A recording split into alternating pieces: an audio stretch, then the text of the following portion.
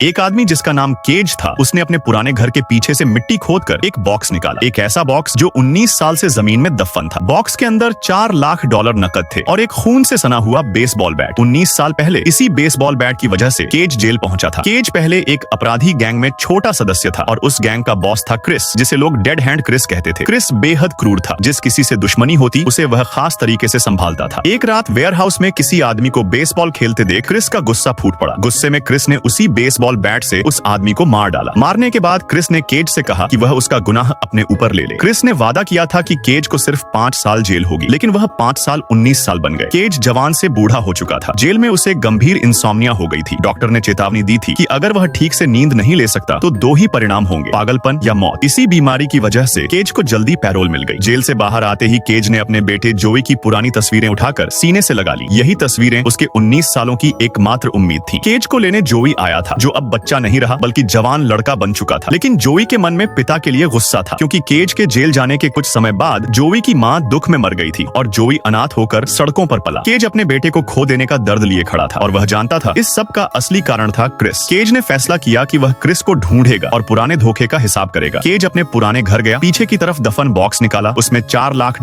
और वही खूनी बेसबॉल बैट था। फिर वह जोई को लेकर एक 5 स्टार होटल पहुंचा, जहां उसने जोई को वह सब देने की कोशिश की जो वह जिंदगी भर नहीं दे सका था। उन्होंने प्रेसिडेंशियल स्वीट लिया। केज मजे से नहाया, फिर जोई को लेकर खूब शॉपिंग की। महंगी घड़ियां, कस्टम सूट, स्पोर्ट्स कारें। धीरे धीरे जोई का दिल पिघलने लगा। दोनों के बीच का तनाव कम होने लगा। वे पिता बेटे से ज्यादा दोस्तों जैसे लगने लगे।